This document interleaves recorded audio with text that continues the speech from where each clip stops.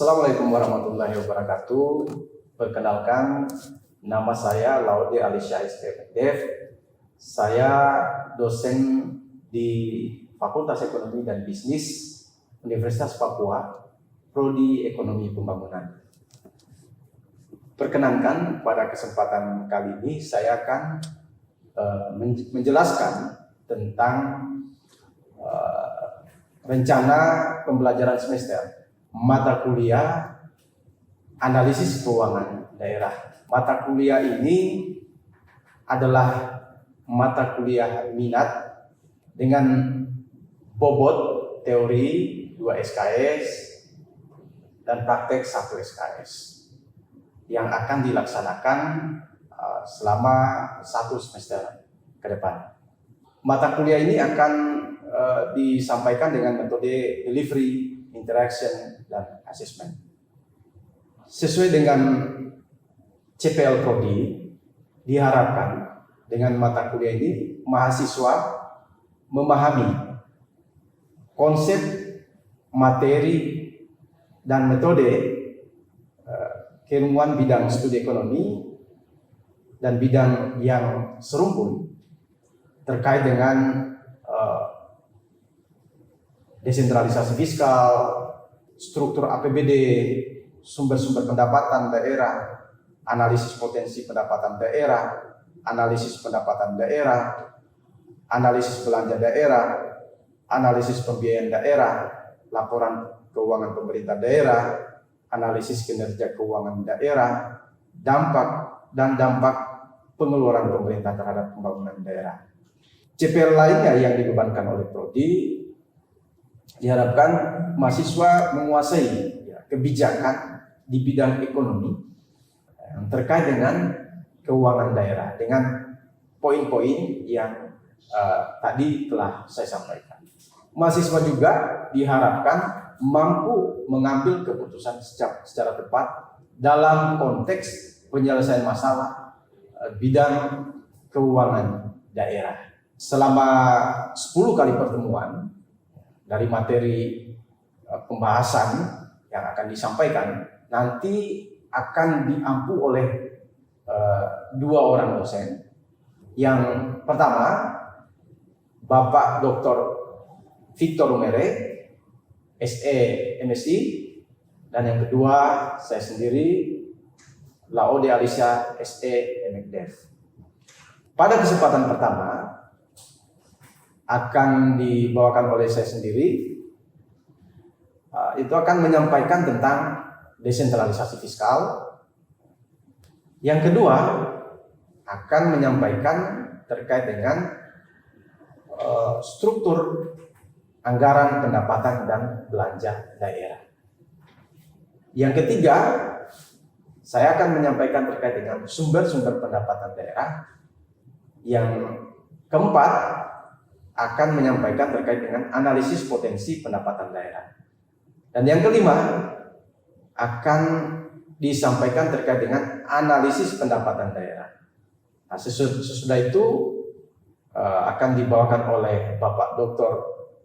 Victor Umere dengan poin pembahasan analisis belanja daerah, analisis pembiayaan daerah, laporan keuangan pemerintah daerah, analisis kinerja keuangan daerah, dan yang terakhir dampak pengeluaran pemerintah terhadap pembangunan daerah.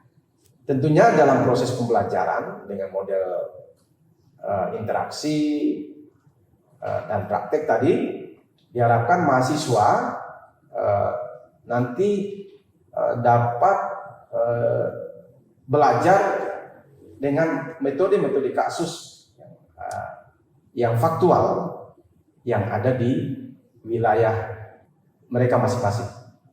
Tentunya ini terkait dengan kasus-kasus yang terkait dengan keuangan daerah. Nah, ini diharapkan sekali dengan metode kasus ini mahasiswa lebih menjiwai terkait dengan mata kuliah ini, dan kemudian hal-hal yang faktual terjadi terkait dengan keuangan daerah yang ada di wilayah mereka, khususnya yang ada di Provinsi Papua Barat dan Kabupaten Manokwari. mahasiswa juga dengan mata kuliah ini diharapkan mampu memahami dokumen anggaran, dokumen APBD dalam hal ini, baik itu APBD kabupaten, kota maupun APBD provinsi. Selain itu juga diharapkan mahasiswa mampu memahami sumber-sumber pendapatan daerah. Lalu mahasiswa juga mampu memahami potensi pendapatan daerah. Potensi pendapatan daerah ini diharapkan mahasiswa bisa membuat simulasi-simulasi kasus yang terkait dengan potensi pendapatan daerah yang ada di wilayah Papua Barat, sehingga dengan demikian akan mendorong pemahaman mahasiswa terkait dengan pentingnya peningkatan pendapatan daerah yang ada di wilayah ini. Selain itu juga bisa melahirkan rekomendasi-rekomendasi kebijakan yang kiranya itu dapat perlu atau diperlukan oleh pemerintah daerah. Hal lainnya yang tidak kalah penting adalah pemahaman mahasiswa itu sendiri terkait dengan poin-poin yang ada di dalam APBD, yaitu pendapatan, belanja, dan pembiayaan. Nah, 3 komponen ini perlu dipahami oleh mahasiswa, sehingga antara pendapatan, belanja, dan pembiayaan itu adalah satu struktur yang ada di dalam APBD yang itemnya yang berbeda sebagai komponen penyusun di dalam anggaran pendapatan dan belanja daerah.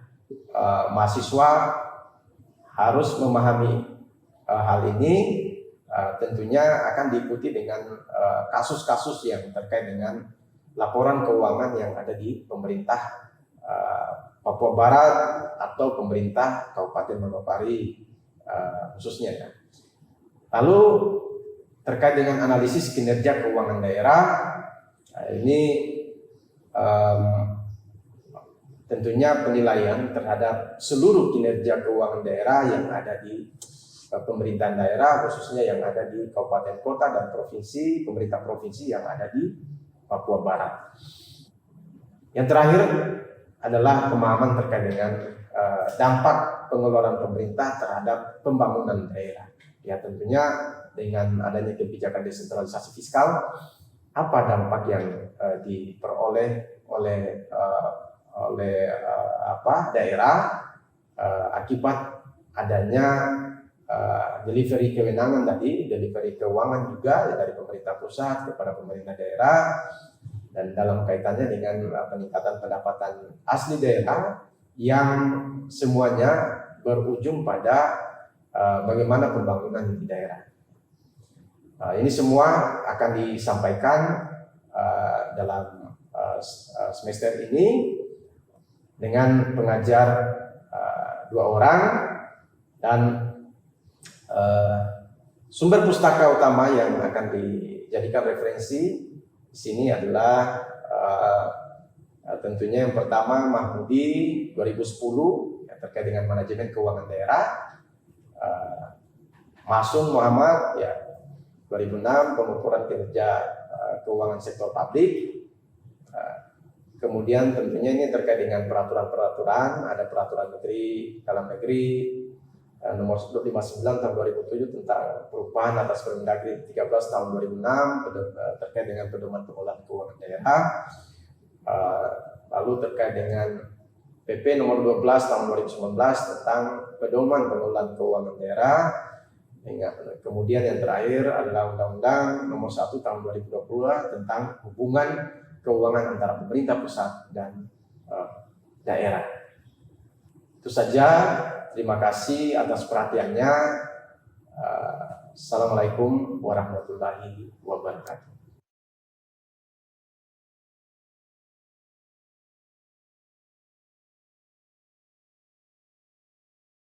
Ya, selamat siang. Selamat siang. Ya, pada kesempatan ini di mata kuliah analisis keuangan daerah, kita akan mulai dengan materi yang pertama terkait dengan desentralisasi fiskal. ada yang sudah dengar atau sudah baca?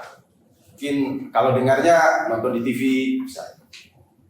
Atau diskusi dengan teman-temannya, apa itu desentralisasi fiskal? Di sini ada dua kata ini, desentralisasi dan fiskal. Ada yang tahu apa itu desentralisasi? Mungkin saya jelaskan tentang yang saya pahami ya. Ya, tentang apa? Desentralisasi itu apa? Dana yang dikucurkan atau diberikan dari pemerintah pusat kepada pemerintah daerah. Dana yang dikucurkan dari pemerintah pusat Diturunkan kepada pemerintah daerah. namanya siapa? Christian Momo. Menurut Christian Momo, desentralisasi itu adalah dana yang dialokasikan dari pemerintah pusat ke pemerintah daerah. Ada yang lain? Namanya siapa? Octavianus Dimara. Ya. Desentralisasi adalah penyerahan wewenang dari pusat untuk daerah. Desentralisasi penyerahan wewenang. Ya. Dari pusat untuk Namanya tadi siapa? Octavianus Dimara. Ya. Octavianus Dimara dia menyampaikan bahwa desentralisasi itu adalah penyerahan kewenangan atau pelimpahan kewenangan dari pemerintah pusat kepada pemerintah daerah. Oke. Dua-duanya sudah pas ya. Desentralisasi satu tadi fiskal. Kalau sebenarnya Christian Momo itu fiskalnya ya. Ya. Jadi desentralisasi fiskal itu ya seperti dikatakan tadi ada pelimpahan kewenangan ya dari pemerintah pusat kepada pemerintah daerah. Jadi sebelum adanya desentralisasi itu kita beberapa periode ya ada di orde baru, orde lama itu disebut dengan sentralisasi. Ada paradigma sentralisasi, sentralistik dan desentralistik. Desentralisasi. Jadi saat ini kita sudah masuk di reformasi ya. Periode saat ini reformasi. Reformasi itu dimulai sejak tahun 99 itu ya. Ya, desentralisasi ya seperti yang dikatakan tadi. Pemerintah pusat ya sudah limpahkan kewenangan pengelolaan itu kepada pemerintah daerah. Dia tambah fiskalnya tadi kan. Ya, jadi ada kata desentralisasi, fiskal, ada tambah fiskal. Pelimpahan kewenangan itu dalam bentuk apa? Dalam bentuk pengelolaan keuangan daerah atau yang disertai dengan pengelolaan keuangan daerah. Jadi sentralisasi memusatkan seluruh wewenang sebagai kecil manajemen pengelolaan atau yang berada di posisi puncak pada suatu struktur organisasi. Nah, kata sentralisasi sama desentralisasi ini sebenarnya kalau secara umum juga kalau terkait dengan pemerintahan ya berarti kalau sentralisasi dari pengelolaan pemerintah dari pemerintah pusat ke pemerintah daerah. Tapi kalau dalam bidang di swasta itu ya misalnya kewenangan itu ya tidak seluruhnya dikelola oleh manajer. Manajer dia limpahkan ke direktur-direktur di bawahnya untuk berbagi kewenangan begitu. Mungkin dalam bidang keuangan, dalam bidang misalnya pemasaran, ya dan bidang-bidang lainnya. Ya. Nah, tujuan desentralisasi ada tujuan demokrasi dan tujuan kesejahteraan. Nah, kalau kita di sini di ekonomi, ya kita lebih pada hal yang sifatnya mengarah pada kesejahteraan. Itu pemerintah daerah untuk meningkatkan kesejahteraan masyarakat melalui penyediaan pelayanan publik secara efektif, efisien, dan ekonomis. Jadi dengan pelimpahan kewenangan tadi dari pemerintah pusat kepada pemerintah daerah, agar pemerintah daerah itu menyediakan ini pelayanan publik secara efektif, efisien, dan ekonomis. Semua masalah yang ada di daerah itu sudah ada di depan hidung pemerintah daerah. Kalau dulu itu kan ada di pusat sana atau di Jakarta sana atau ada di Jawa sana, masih di seberang sana. Kalau sekarang sudah di depan mata semua, depan hidungnya. Masalah apa? Masalah pendidikan, masalah kesehatan. Ada yang stunting, ada yang misalnya tidak bisa menulis, berhitung, membaca misalnya itu. Nah, seperti itu. Jadi arahnya nanti yang mengatasi masalah dan bisa meningkatkan kesejahteraan. Kalau kita bicara kesejahteraan kan dari sisi ekonomi, sisi sosial juga seperti itu. Dari sisi ekonomi mungkin ada perbaikan peningkatan pendapatan yang nanti arahnya pada penurunan misalnya kemiskinan ya. Kalau dari sisi sosial dengan desentralisasi ini maka kira-kira kalau sosial itu misalnya tadi yang persoalan pendidikan misalnya, kesehatan, maka orang terlayani, mendapatkan misalnya layanan-layanan kesehatan, layanan BPJS dan lain sebagainya. Jadi keunggulan sistem desentralisasi menurut David Sport, pemerintah daerah akan lebih responsif terhadap kesejahteraan atau kebutuhan masyarakat lokal. Itu yang saya sampaikan tadi, lebih responsif, soalnya ada di depan mata. Sehingga urusan ini ya bagaimana supaya lebih dekat dengan masyarakat. Nah itu juga sebenarnya yang melatar belakangi adanya pemekaran daerah.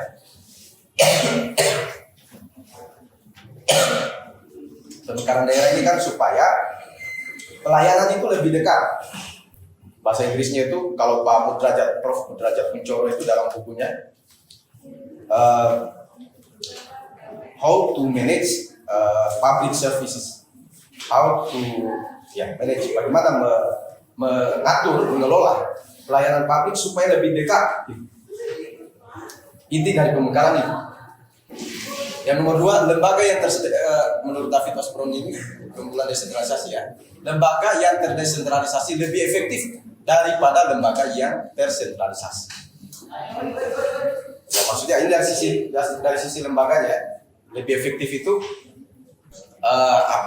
dia bisa mungkin secara mandiri akan, walaupun dia awal-awal dia belum paham, kemudian lama-kelamaan dia belajar dari hal-hal yang dia tidak paham itu ya, lama-kelamaan bisa lebih mandiri, dan kemudian tadi mengarah bagaimana misalnya sumber daya yang dia dapatkan untuk mengelola sumber dayanya itu dia akan belajar di situ. Lembaga yang terdesentralisasi lebih inovatif, ini akan mengarah pada penciptaan inovasi. Sekarang itu luar biasa. Kalau di pemerintahan daerah itu selalu ada inovasi-inovasi pelayanan. Dan itu dikembalikan ke daerah. Bukan dari pusat misalnya, kamu ini ya pelayanan misalnya di PTSP, pelayanan terpadu satu atap misalnya. Kamu cek untuk misalnya retribusi pasar, kamu gunakan instrumen ini, tidak. Tapi itu diserahkan semua kepada pemerintah daerah. Caranya gimana? Ya pemerintah daerah berinovasi. Dia bisa mencontoh inovasi yang pelayanan di tempat lain bisa, tapi dia juga bisa menciptakan inovasi sendiri dengan sumber daya yang ada di daerah bisa seperti itu. Makanya itu ada diklat-diklat yang diklat tim 1, tim 2, tim 3 ya. Diklat tim kepimpinan ya. Lembaga yang terdesentralisasi yang sudah tadi memaksimalkan semangat kerja yang lebih tinggi, komitmen yang lebih baik. Tentunya akan mengarah ke situ. Ya nanti ukurannya di sini untuk meningkatkan kualitas pelayanan publik ya, sehingga terjadi efisiensi, efektivitas dan akuntabilitas. Ini desentralisasi pembangunan ini sebenarnya terkait dengan kewenangan ya. Jadi setelah adanya desentralisasi kebijakan desentralisasi ini, maka ada kewenangan itu dibagi. Tentunya yang kewenangan pusat itu yang tidak bisa diganggu oleh daerah. Itu yang ini ada 5 ini. Soal pertahanan keamanan. Kita kan tidak pernah mengurusi pertahanan keamanan. Itu semua pusatnya. Politik luar negeri, semua. Misalnya sekarang ada rencana membangun bandara, misalnya di Biak misalnya, jadi bandara internasional. Katakan dulu kan bandara internasional ya, lalu dirubah statusnya. Kemudian sekarang mungkin juga akan mengarah misalnya mau dijadikan. Tapi itu tidak bisa misalnya Kabupaten Biak atau Provinsi Papua yang menetapkan kebijakan itu, tidak bisa. Tapi itu harus pusat semua pusatnya. Jadi politik luar negeri ya karena kenapa? Itu ada kaitannya dengan kalau bandara udara internasional itu ada kaitan dengan politik luar negeri juga. Fiskal dan moneter ya, soal kebijakan fiskal dan moneter. Kebijakan fiskal misalnya Ibu Sri Mulyani menetapkan soal pajak. Sekarang ini banyak, termasuk misalnya sekarang yang terbaru itu tapera, tabungan perumahan rakyat itu kan ada pemotongannya pendapatan ya kepada ASN maupun non ASN. Makanya tapi sementara ini lagi bergejolak, ada yang menolak, ada yang diam-diam saja. Nah, konteks penguatan desentralisasi fiskal tadi ya, sistem fiskal daerah ini disertai tadi si Christian Momo sudah sampaikan bahwa itu disertai atau diikutkan dengan ini tadi ya, ikutkan dengan kewenangan itu diikutkan dengan anggaran di daerah untuk dikelola. Ini yang dimaksud dengan konteks penguatannya. Nah, anggaran dalam desentralisasi fiskal itu ada yang dialokasikan kepada pemerintah daerah, provinsi, kabupaten, kota. Yang pertama itu ada dana perimbangan. Dana perimbangan itu dana yang sumbernya dari APBN semua. Dialokasikan kepada daerah ya sesuai dengan untuk kebutuhan daerah ya dalam rangka pelaksanaan desentralisasi. Ada 3. Ada dana alokasi umum, ada dana alokasi khusus, ada dana bagi hasil. Itu namanya dana perimbangan. Jadi secara umum ada namanya dana transfer daerah. Secara umum ya. Kalau ini bagian dari dana transfer itu. Dana transfer daerah itu ada dana perimbangan, ada dana khusus ya. Kita di sini dapat dana khusus. Ada dana lain-lain pendapatan yang sumbernya dari pemerintah pusat. Kemudian ada dana dekonsentrasi, ada dana tugas perbantuan itu untuk provinsi ya. Nah, kalau pemerintah kabupaten, ingat pemerintah kabupaten kota itu tidak mendapatkan dana dekonsentrasi dan tugas perbantuan. Itu yang mendapatkan itu hanya provinsi. Ini ada sengaja bol ini, ada yang saya tebal-tebalkan ini, yang dahu sama DBH. Ini dia dahu sama DBH ini, di sini yang ditebalkan. Ini kebutuhan daerah semuanya untuk mendanai kebutuhan daerah. Kalau di sini untuk mendanai prioritas nasional yang ada di daerah.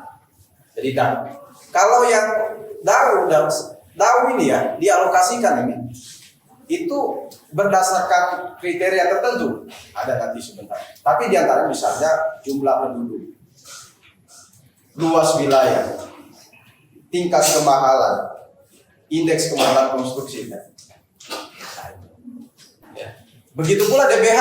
Nah, DBH ini ya sesuai dengan potensi lokal kita. Kalau kita misalnya di sini katakan di Bintuni ada gas LNG Bintuni, Manokwari tetap dapat dari dana bagi hasil yang ada di Bintuni itu tetap dapat, tapi persentasenya semua kabupaten yang ada di Papua Barat pasti dapat, tapi persentasenya kecil dibanding dengan daerah penghasil. Itulah yang itu dikumpul ya DBH ini ya, dana bagi hasil. Ada banyak itu di sini. DBH ini ada bagi hasil pajak bumi dan bangunan, dana bagi hasil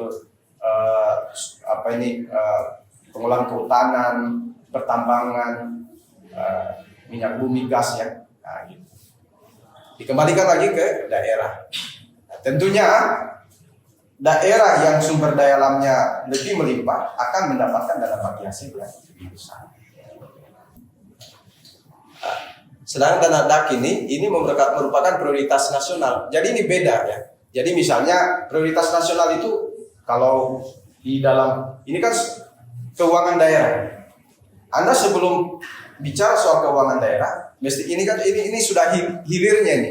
Kalau keuangan daerah itu sudah hilir. Hulunya itu adalah perencanaan. Jadi Anda nanti ya ini kan pilihannya itu ada perencanaan dan keuangan. Nah, ini hilirnya. Jadi prioritas nasional itu sudah tertuang di dalam dokumen perencanaan tadi, namanya dokumen RPJMD, Rencana Pembangunan Jangka Menengah, RPJMN ya, nasional ya, Rencana Pembangunan Jangka Menengah Nasional. Nah, pemerintah nasional dia sudah merumuskan apa isu-isu apa yang akan mau diselesaikan. Nah, ini tadi konteks penguatan desentralisasi fiskal juga ada namanya dana dekonsentrasi dan tugas perbankan. Nah, ini yang diberikan kepada pemerintah provinsi. Dari perhitungan DAU-nya ini ya. Tapi sebelum saya masuk kepada perhitungan alokasi DAU ini, ada pertanyaan.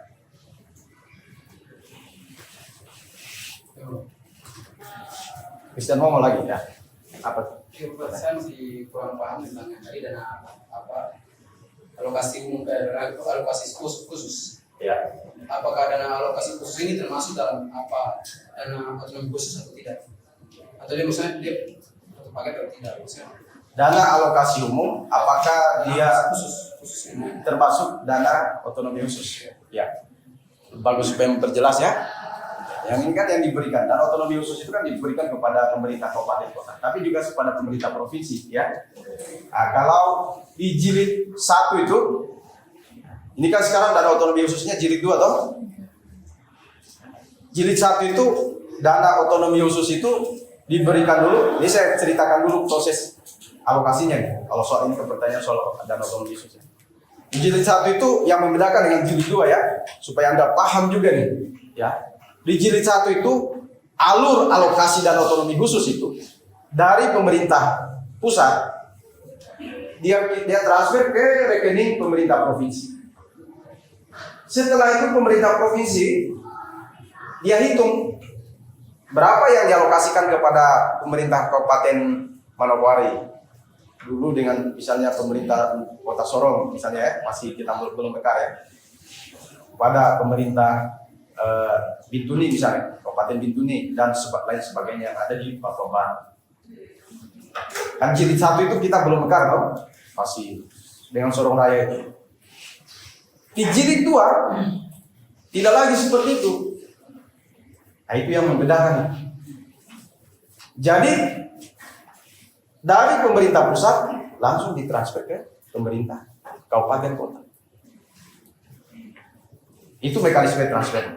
Tapi pertanyaannya, apakah itu di dalamnya termasuk dana otonomi khusus?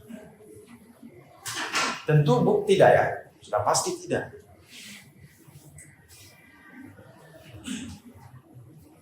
Dana otonomi khusus itu bagian dari dana transfer ke pemerintah daerah. Ya, itu bagian dari transfer. Tapi dia komponennya itu dia biasanya dicatat dalam lain-lain pendapatan yang sah. Seperti itu. Saya pikir itu tidak ada masalah ya. Nah, jadi jawabannya itu bahwa dana otonomi khusus itu bukan bagian dari DAK, tapi dia bagian dari dana transfer yang diberikan kepada pemerintah. Nah, dengan apa penggunaannya ya sudah diatur. Mestinya ada perdasus dan perdasi yang jelas untuk mengatur alokasi itu. Nah, tapi RC ya belum ada kan perdasusnya, hanya perbuk saja. Peraturan gubernur ya, peraturan gubernur. Ya dulu kan kalau kita di sini waktu itu Dominggus ya, Pak Dominggus di periode pertama itu dia sampaikan 10%, 90%, 10% untuk provinsi, 90% daerah. Tapi tidak ada lagi kebijakan itu sekarang. Karena kenapa begitu? Karena dulu itu uang itu ditransfer ke pemerintah provinsi baru ke kabupaten. Kalau sekarang dari pusat ke kabupaten. Kalau kemudian ada proposal teknis juga yang harus disusulkan. Ada kelayakan teknisnya atau di jilid 2 itu. Proposalnya harus betul-betul masuk akal atau clean and clear. Ya terima kasih atas perhatiannya pertemuan hari ini. Kita akan ketemu lagi pada pertemuan sesudah ini. Mana kita akan bahas nanti setelah desentralisasi fiskal ini kita akan bahas terkait dengan struktur APBD. Oke, sampai jumpa di minggu depan. Terima kasih, selamat siang.